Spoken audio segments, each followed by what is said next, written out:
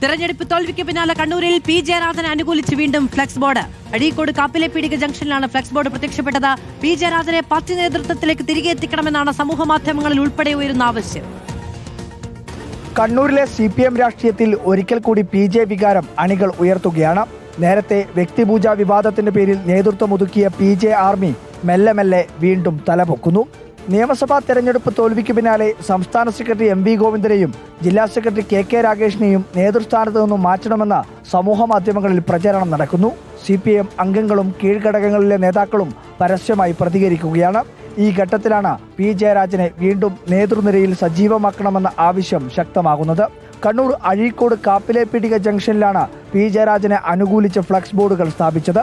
P ജയരാജനെ വിളിക്കൂ, പാർട്ടിയെ രക്ഷിക്കൂ എന്ന വാചകത്തോടെയാണ് ഫ്ലക്സ് ബോർഡ് പ്രത്യക്ഷപ്പെട്ടത്.